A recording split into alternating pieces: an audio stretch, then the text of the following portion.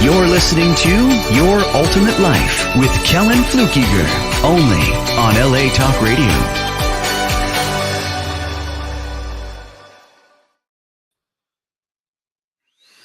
Hello and welcome to the show today. And I have an echo, and I'm not supposed to have that. So I need to figure out what I did to make that happen. And I don't know. So I'm going to just have to end the other one and let it go. Anyway, so we are here with you today to talk about creating your ultimate life. And I have a fabulous guest that's a good friend of mine and a fabulous person. And that was a little clumsy beginning, but who cares? I'm trying to do what I've done before, which is stream it on through restream to other channels. And usually that echo doesn't happen. So I'm not sure what happened, but I'll troubleshoot it later. Sean Miller, welcome to the show. Hey, thank you, Kellan. You know, sometimes even the ultimate life has some little wiggles along the way, right? Ultimate life has wiggles all over the way. So, you know, for the viewers, I just called Sean this afternoon and asked him if he'd be a guest today, because I was thinking about, Sean and I are talking about something fun in his life that's really important. And he is just toying with an idea besides all the cool stuff behind him, which we'll talk about in a minute. Sean, what is this idea you're toying with? Are you going to put me on the spot about writing another book? Is that what we're talking about? Putting you right on the middle of the spot about writing another book. Well, I guess when you have a coach, that's part of the deal, is that coach to put you on the spot and get you to do stuff, right? That's the point. Nothing like live TV to put you on the spot. Exactly. Yeah. So at your prompting, and in the past, I had written a book that was very specific to a business application, and now at your prompting, you're suggesting that it's time for me to write another book, but one that's not just about some specific application, but kind of in my life in general, and then some lessons that I have learned that maybe could help some other people. And that's spectacular. And it is. And Sean, I've known Sean for 10 or 12 years now, and it's been a delightful acquaintance, and we've had the opportunity to work together for a long time. And this is somebody that I really love, and his story is going to be wonderful. So let's move into what that incredible shelf is behind you. One of the first questions I always ask is, how do you add good to the world? And someone who doesn't drink is going to think that I'm crazy because you have a shelf full of tequila and other spirits. But tell me, besides the successful business that you have, what are some interesting ways that you bless people's lives? Well, Kellan, obviously, we've got a bunch of tequila and mezcal behind me, which are brands that we work with and our friends.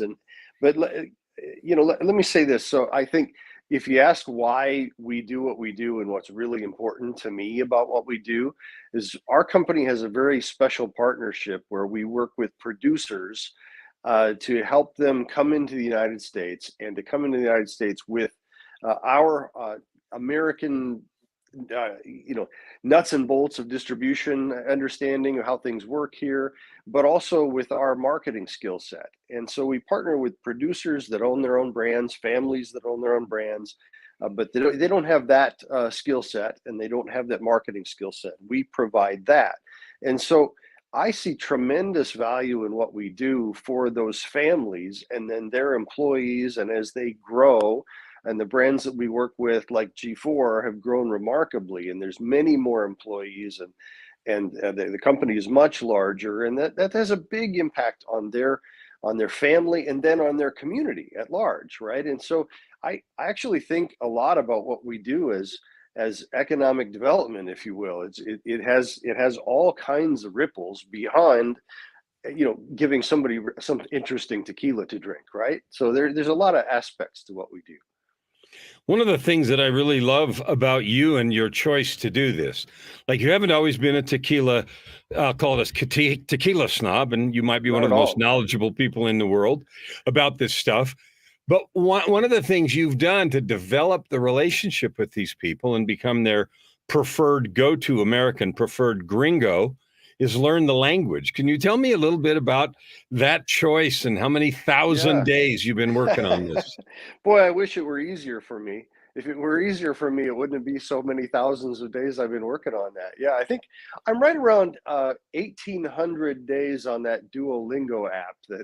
They have a streak on there. If you do it every day, you get a streak. And I've been I'm coming on about 1,800 days, and I wish that meant I were more fluent than I am. But I get by. I'm in Mexico about once a month, and I get by just fine. I navigate just fine, and can have nice conversations and meet people and and it. But I think my proficiency is not so important as the effort, right? And I think that's the main thing. I think putting forth a genuine effort and making improvement over months and years. Everybody recognizes that and appreciates that, and I think that's where the relationship value comes from.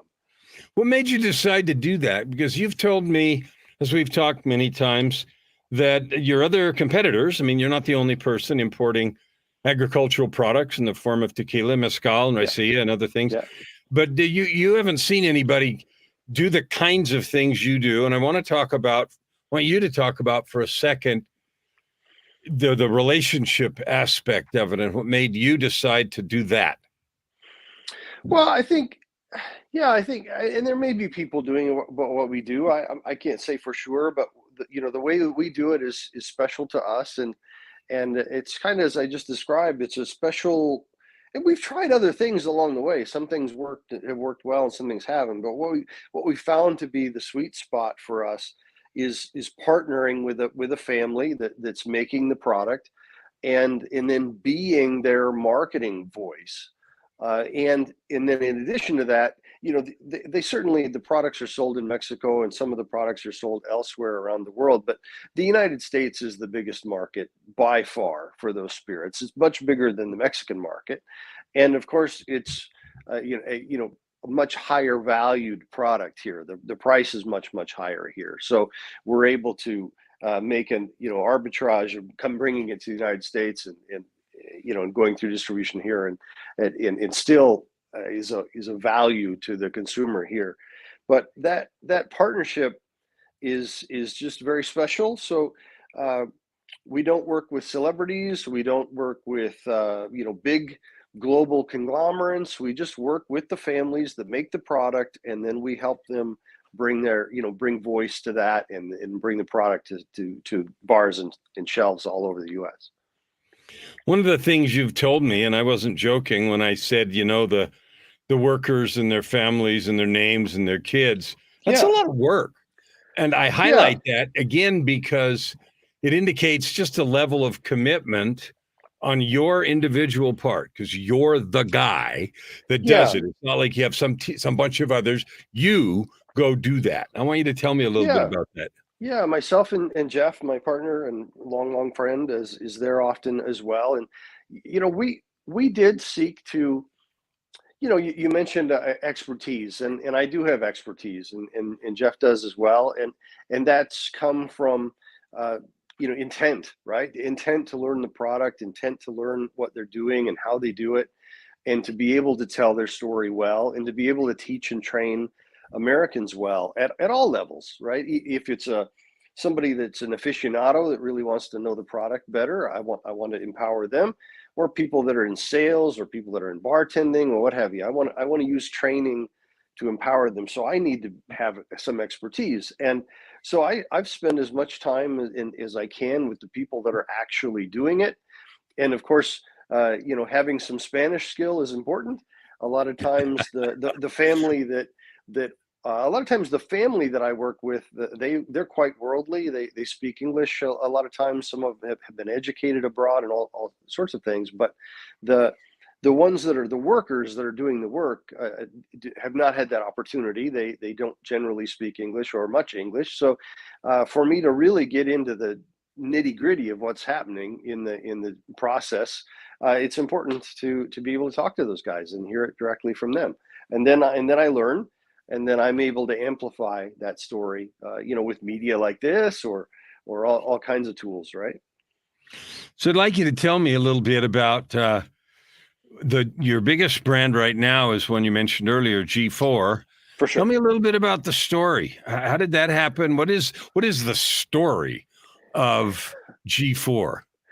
Well, the story of G4, so if there were royalty among tequila, which there's not, but at least if you can imagine that, there is a family, Camarena, which in their lineage back in the time of the 1800s, a Camarena went from the town of Tequila with the Blue Weber agave that makes tequila, and he planted it hundreds of miles away in a new place. And he did that because there was a distress on the crop in the area of tequila. There was a plague and a problem with it. So he thought to take some healthy plants and move them hundreds of miles away. And in his lineage from that is now an entire region of tequila. And then in his direct lineage, then they began to produce tequila and etc.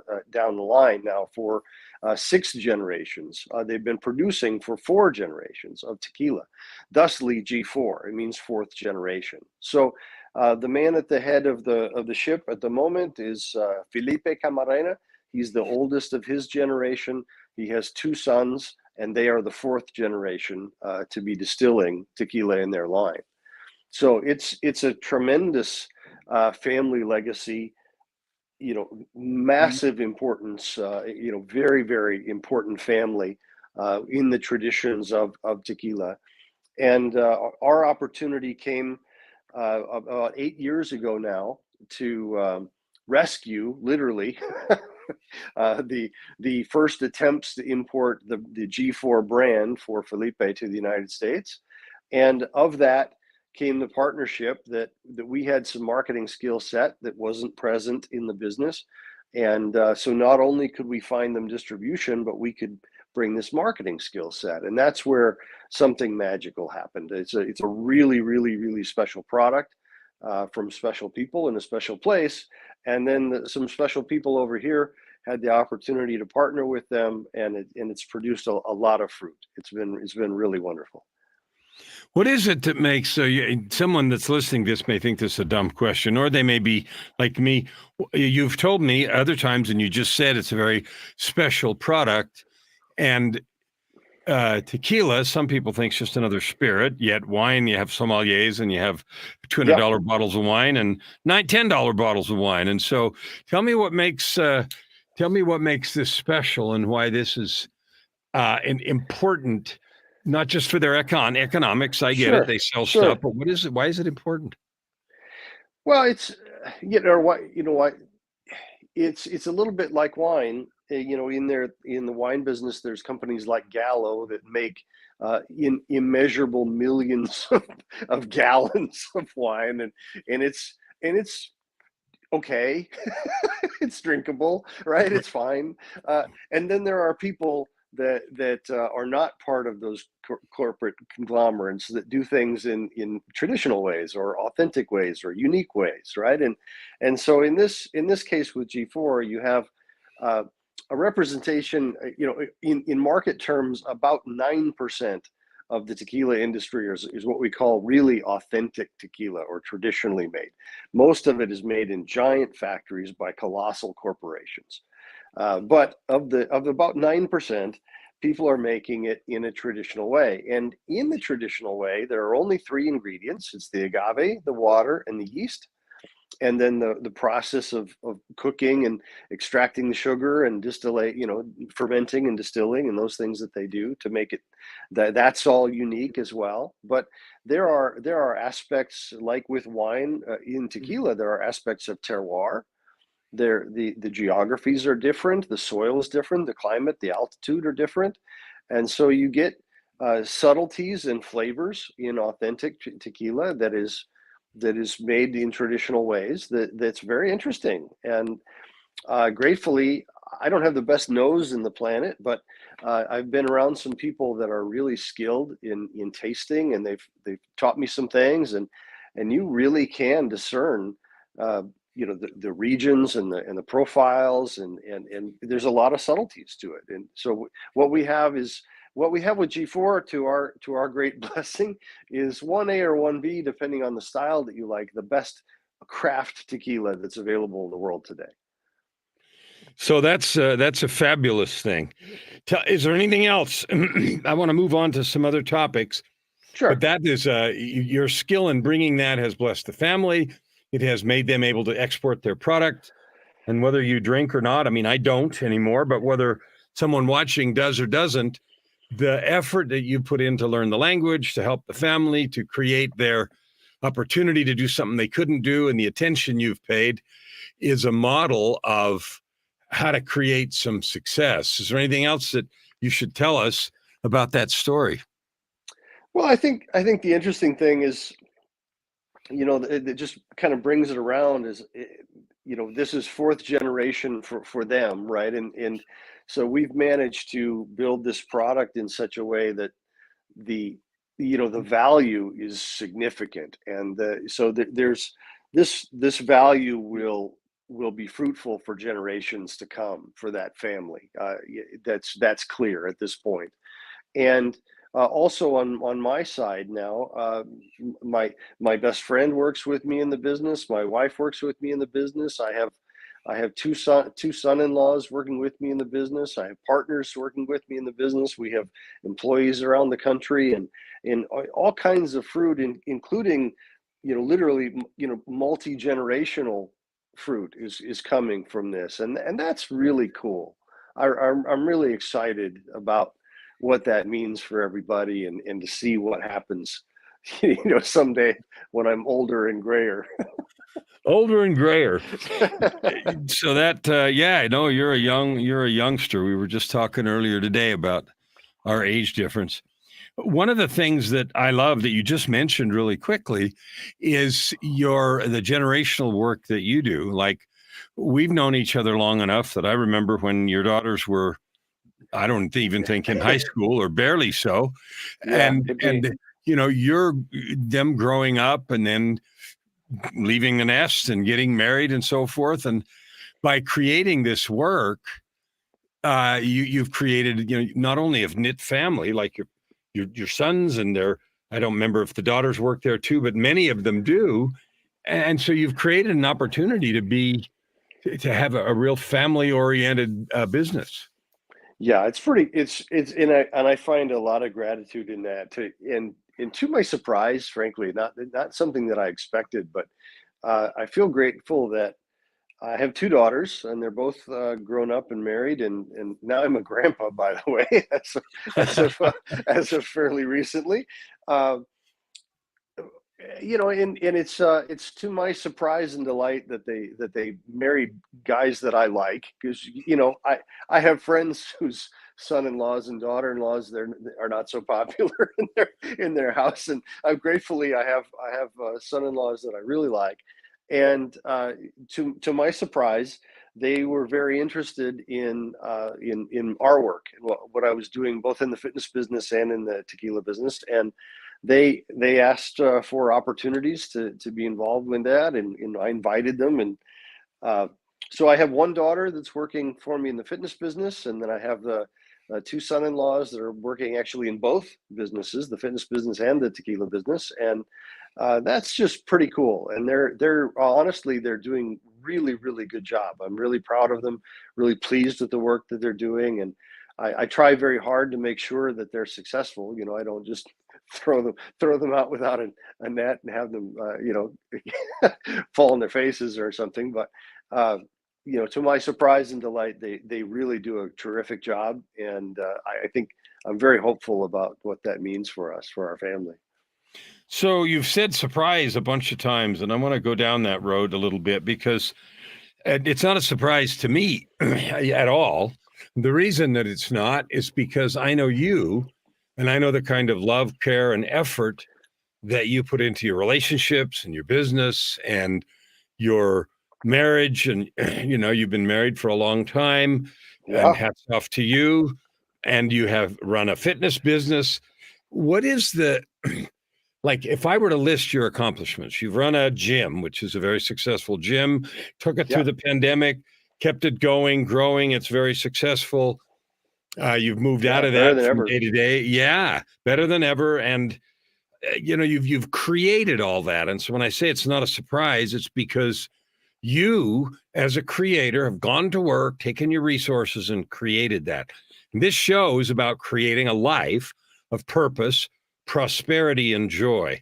So, what is it that drives you to be diligent and dedicated? What's going on with that?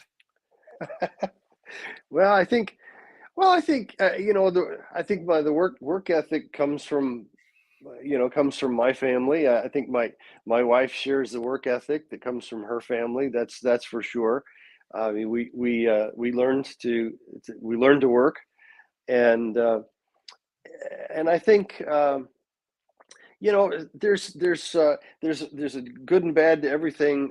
The way you depend, the way you think about it, right? And I was raised. I'm an only child. I was raised pretty much on my own. I was Gen X kind of latchkey kid as a Gen Xer, and kind of looked after myself for the most part as a kid. And my parents were out doing professional work of their own, and I think if depending how I look at that, that created for me a self reliance, right? A self determination, a self reliance, and so I seek to be. I've sought to be a self employed guy, and I've sought to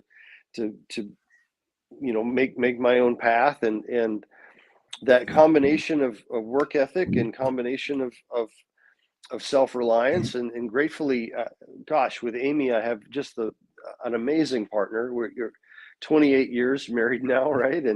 And just such a fantastic alignment there, and such teamwork there, and such trust there, that really empowers me to be me, right? And really go hard at whatever I'm trying to do, and a lot of success comes of that. I gratefully, it's amazing.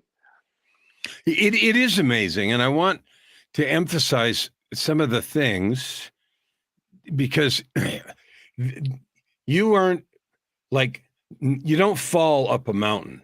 And so at this moment in your Yeah. life, you are on a mountain. You've created some generational wealth opportunities for your kids. You have two successful businesses, and they're appearing to be more and more successful Hmm. and are growing. You have provided opportunities of growth with your kids and your sons-in-law. And now you're, like said, last month or a couple months ago, you're a grandpa. And that's all spectacular. But you didn't fall up that mountain. And so, for the benefit of the idea of creation, Hmm. intentional creation, I want you to talk about what are the things that have been difficult and what are the things that you've learned in that process of iterating and working with life, like you work with clay in the process of creation. Talk a little bit about that. Hmm. Well, I think for me, the hardest thing has just been kind of inner demons, honestly. Just working through lots of self doubt, and I have a tendency towards self doubt. I have a tendency to like self pity. I have a tendency to like to feel sorry for myself. I seem to get a lot of innate satisfaction in that for some sick reason. Um, and so there's been a lot of things to overcome mentally, and so that requires, you talk about falling up a mountain. Well, gosh, that requires a lot of effort, right? And I've had extensive coaching. I've invested a lot in that coaching, and in time, and money, and effort. I do the work, right? That when I'm given work to do by my coach, I do the work, and from that I have learned things like meditation. I've learned um, uh, and I apply those things honestly to whatever I'm doing, right? So I think of things that I've learned, and if I take sort of the scope of what I'm talking about right now, Kellen, and I think about, well, controlling my mind, controlling my emotions, controlling my expectations, and setting myself on a path to do whatever it is I need to do right now. despite the headwinds of the world, despite the demons in my mind, despite all of that, I've learned to control my thoughts and focus where I want to focus, not where I don't want to focus, and to do it over and over and over and over and over again, kind of like the Duolingo, right? I'm talking about doing that 1,800 days in a row. It's kind of like that, Mhm. right? So if if I've found if I set my intention and I control my thoughts and I work and I practice that, right? And I practice it, and I practice it, and I practice it, and I practice it, and things. I'm certain, right, that I would just be dumbfounded if I could look at my brain waves 10 years ago versus my brain waves now, right? And my internal, if I were to listen to my internal monologue 10 years ago and listen to my internal monologue now, it would be profoundly different. I'm 100% sure of that. So one of the things that I talk about a lot is the possibilities that everyone has. Hmm. And we live in a very entitled time right now, at least in Western culture, where we sort of think we're owed everything and this is not fair and that's not fair. And it's Mm, interesting because if we've been watching some older Disney movies recently because of the little gal in our house, Ukrainian gal. We've been watching some of these older Disney movies that were made in the 60s, and that's like 50, 60 years ago. And even in that period of time, the sort of framework of expectation is just radically different. And sometimes we pretend that it's more enlightened, and in some ways, I suppose it is. But there's this whole feeling of it. It better be easy. It better not demand too much of me. And if it's hard, it must be wrong. And there's mm, this whole pile of entitlement. And yet everything you've said is completely the opposite of that. Hard work, focus, yeah. 1,800 days in a row, discipline, practice. So what are we doing to ourselves by creating this feeling of entitlement? Well, gosh, yeah, I don't know, but I do know that, um, I hear some of what you're saying. I hear some of what you're saying expressed in things like, well, the vibes were wrong in that environment, so I quit, and this sort of thing. And I hear a lot about young people, quitting jobs, quitting teams, quitting schools. Uh, because the vibes are wrong, or it just doesn't feel right, or what have you. And I don't do a heck of a lot that feels right or easy when I start doing it.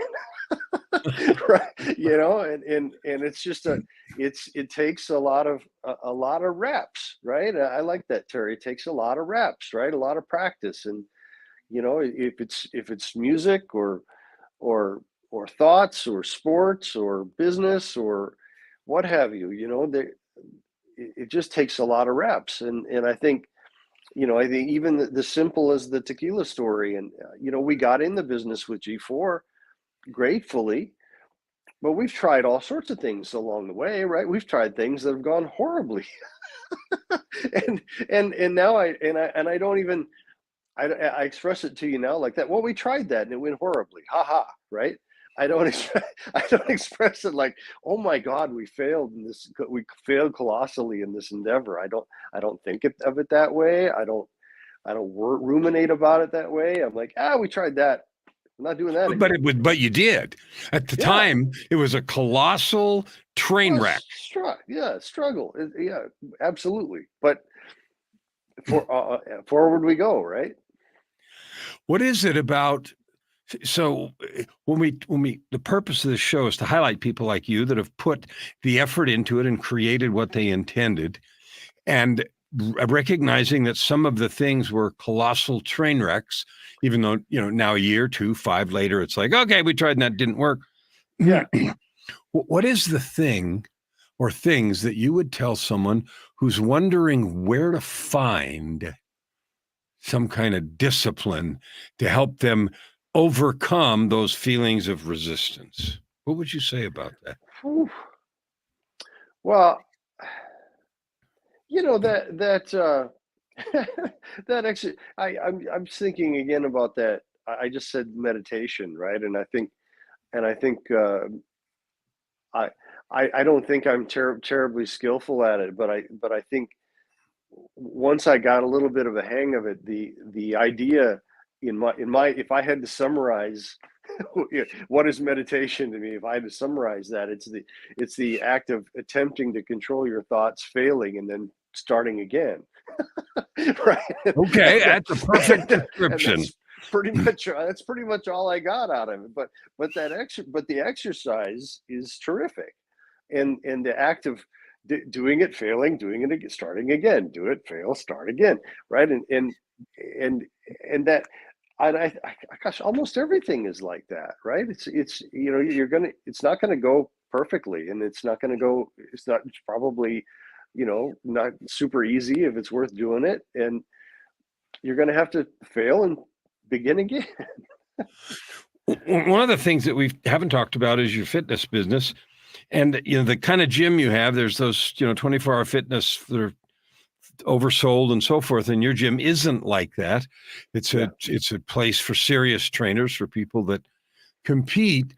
And one of the things that we talked about years ago about that is we were trying to figure out or talk about what people that are dedicated to that particular growth Mm. do. And you said it's really simple. They eat, sleep, and work out. And then you And they do it coined the again. term, yeah, you coined the term rigorous simplicity, which has always Yes. stuck with me as we talked about that. And the pattern you've described for learning your language, for getting past the colossal train wrecks that you had as you built this business, Mhm. and as you built over now, you said you bought in 2005, so coming on 20 years Yeah. of this gym business. Tell me what rigorous simplicity, like, what is that, and what Yeah. difference does it make in our world right now for people trying to create this ultimate life? Sure. Well, I think so this rigorous simplicity came out of the gym environment, and one of the things that I noticed being in the gym environment is when people come into the gym for the first time, or they come back at it or whatever, they do simple things, like squat, deadlift, bench press, like just to pull the three classic things. They squat, deadlift, bench press. They come in and do squat, deadlift, bench press, and they do it with a lot of focus and intention, and they go home, right? And they sleep and they eat and repeat and repeat. And as they get down the line, either they get bored, or they read too many articles, watch too many YouTube videos, and before long they're like turning their wrist on the bicep curl to make sure they get the outer head on their and they plateau, or even step back, right? And I said that it's the simple stuff, and in doing it with progressive effort and progressive weight and progressive intensity, at that simple stuff, rigorous simplicity came of that. And I find that that's applicable in a lot of applications, right? And a lot of, whether you're trying to learn, whether you're trying to learn Spanish, or you're trying to grow a business, or you're trying to work on a relationship, it's not that hard, right? It's not that complex, really. There's building blocks, there's fundamental things like squat, deadlift, and bench press. There's fundamental things in grammar and sentence structure. There's fundamental things that work well in a relationship or communicate, whatever that is, right? And do that stuff. Right, and do it with intensity, and do the reps, and don't quit, and just keep freaking doing it, and I think good things will come. So there's another whole area of your life, besides building two businesses, besides having a 28-year successful relationship, which is a feather in anybody's cap, besides learning a second language to demonstrate the care and concern you have for your international business partners, you have a game, golf, that you play, that you love dearly, and Yeah. you tie everything in your whole life to the process of golf and what you've learned on the golf course. And no surprise, if I were to take a poll, the people that have listened to you by now, they would assume that you're really good. So, and you are.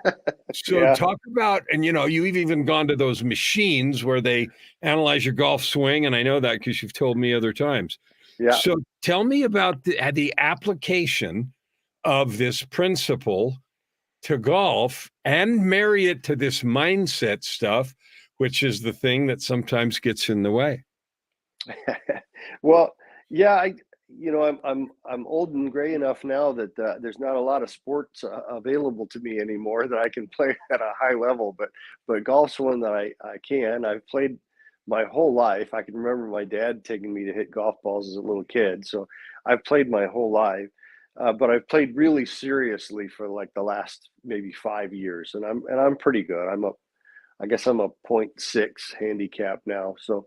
Uh, and that's pretty good. But I like the I love the I love playing in that environment, right? Because if we talk about meditation, if we talk about the exercise, if we talk about overcoming failure, we talk about controlling your mindset and your energy and positive expectancy and all these kind of things. I employ all of those things into the time of golf, and I use it as a playground to try new things. And so I'll just share, Kellen, what we've gone from, in our relationship, we've gone from a time when a lot of my thoughts were really bad, right? I had a lot of really dark and twisted thoughts that in my brain, and really overwhelming self-doubt and things like that. And I've taken that through the course of rigorous simplicity and working on this for many years. I've taken myself to another place, but I've never been somebody who was particularly happy, honestly. That's always been sort of fleeting. So the exercise now is, okay, you're highly productive, you're highly successful, you're highly effective. Are you having any fun, is the question. And I'm like, and I literally will say, oh shit, I forgot to have fun. So in somebody watching this might be like, that's the dumbest thing I ever heard, but it's my reality, right? And I've been so focused on doing the thing well that whether or not it was fun to me didn't matter. It never even occurred to me, honestly, and it wasn't that natural to me. So I'm trying to learn to be happier and to have more fun. And so golf is one of those things now where I'm able to play with my mind and my expectations and controlling my environment. You and I call it frame control, right? Controlling my frame, and to try to actually be effective, be successful, and have fun doing it. So I'm using golf to play with that right now. That's spectacular. And thank you for sharing all that. And thank you for being willing to share some details about the struggle, because one of the things that I used to do, and I know other people do, is they hear someone like you, who is successful, who's created some level of success.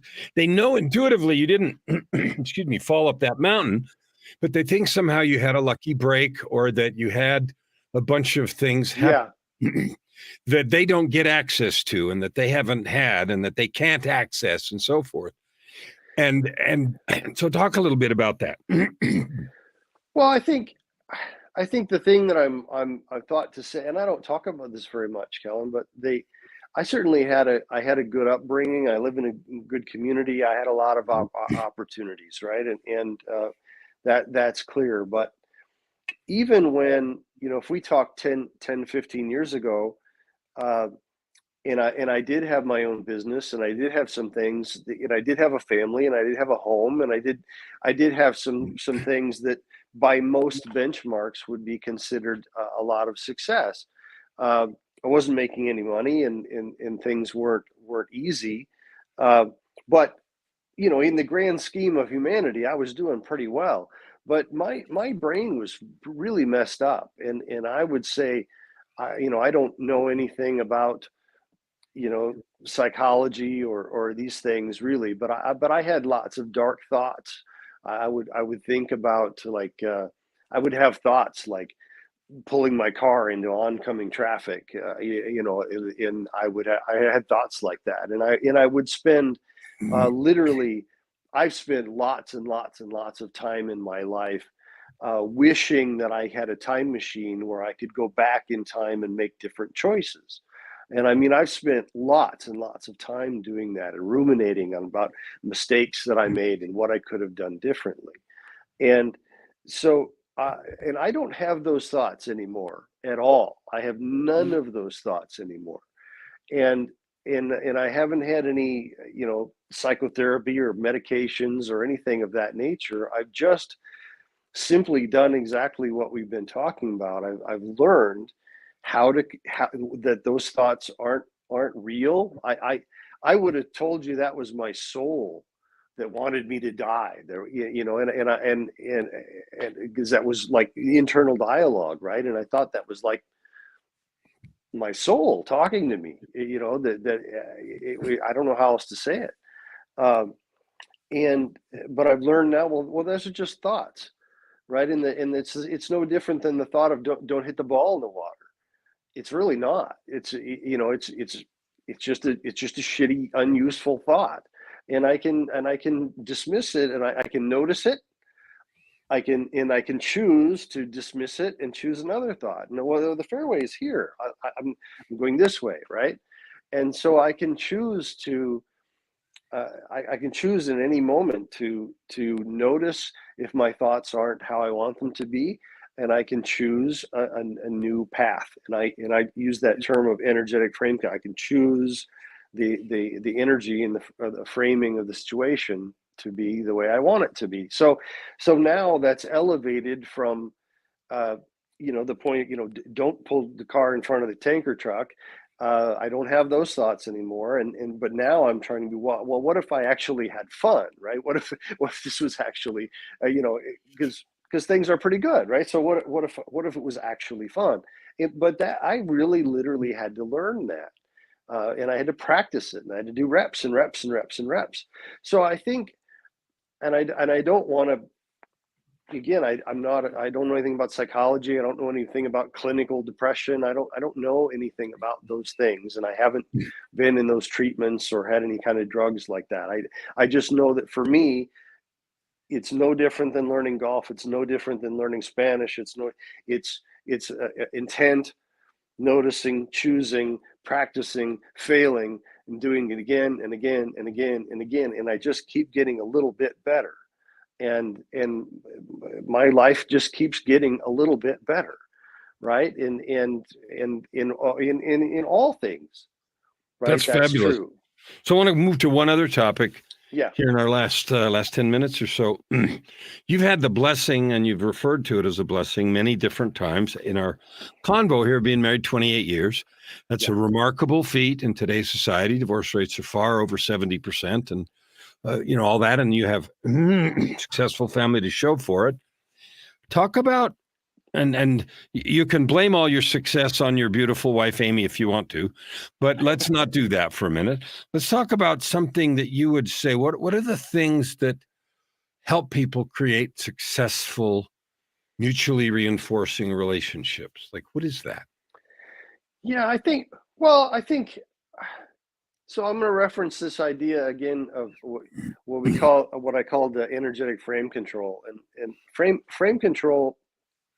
Just to come back to it, it comes from uh, the art of the pitch and the art of presentation, and the idea of for a moment that I can control a time and a place and a group of people for a minute, and I can make an incredibly impactful pitch. And this is where this idea came from, was a book about Oren Klaff, by Oren Klaff.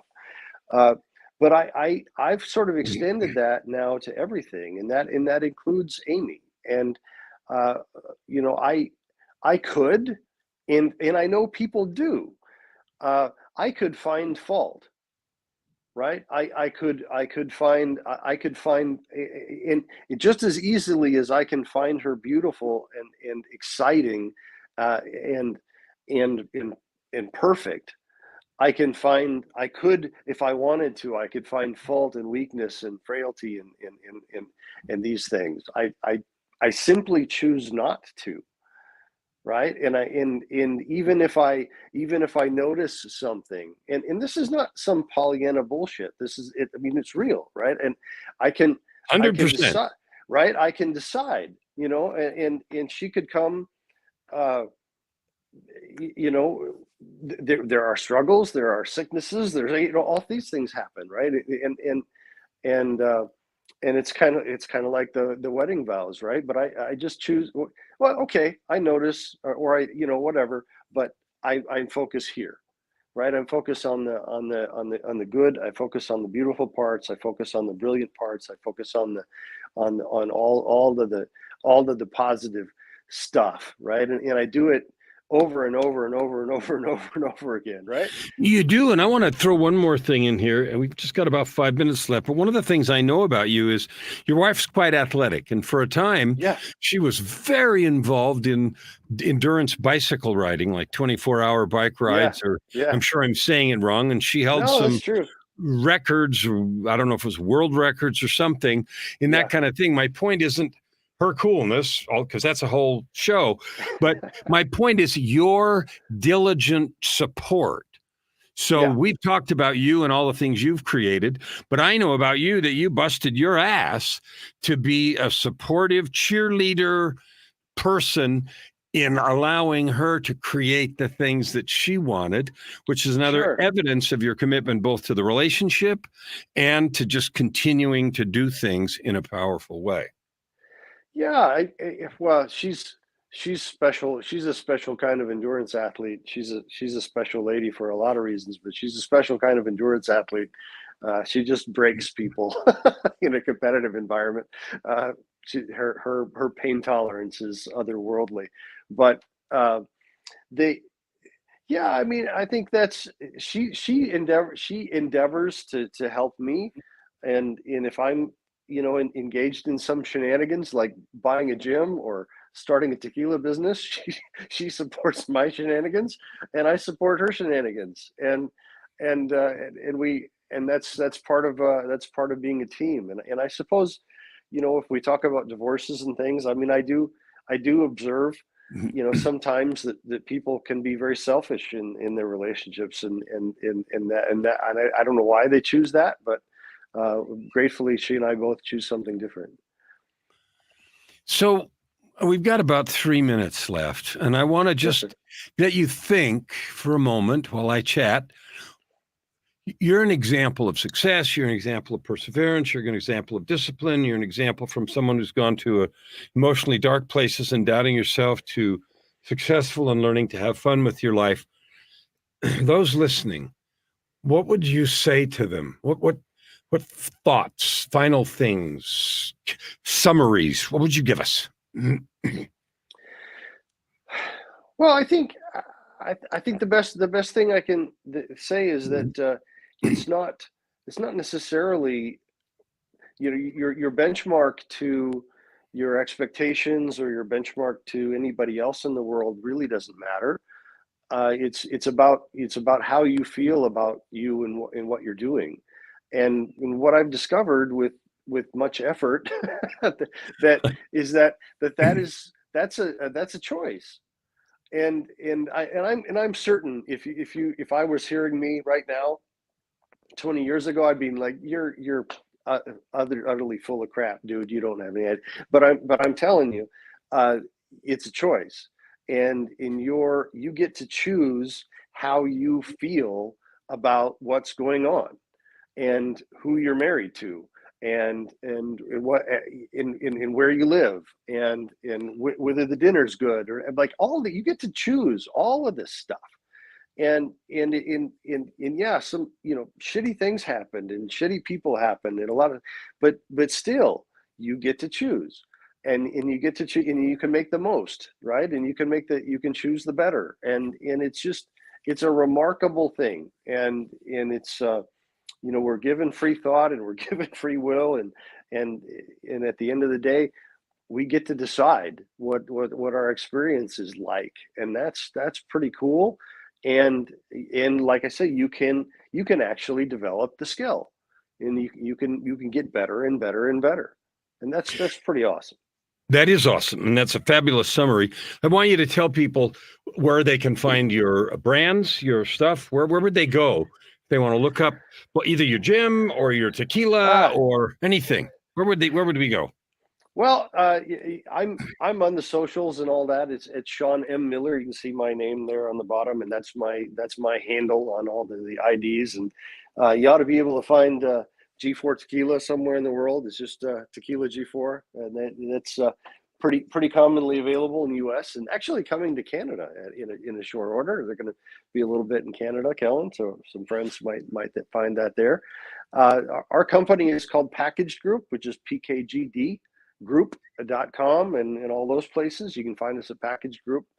That we work behind the brands. And then you mentioned the fitness business, and we're in Holland, Michigan. The fitness business is Flex Fitness Center in Holland, Michigan. Sean, I want to thank you for taking time tonight to share your journey, to share your experience, share your kindness and your thoughts with everybody. Thank you, sir. I appreciate you. I appreciate you, and I appreciate the opportunity, and thank you. You're welcome. I want you to take a listen to this. Sean's a special guy, and he's used that word special about his business, about his wife, about his kids, and about his his sons-in-law, and about his grandkid, and about everything that he's doing. And it's all true. And I can tell you, he's a perfect example of someone who intentionally started with a goal and has taken the steps, just like you can, to move forward and create your ultimate life.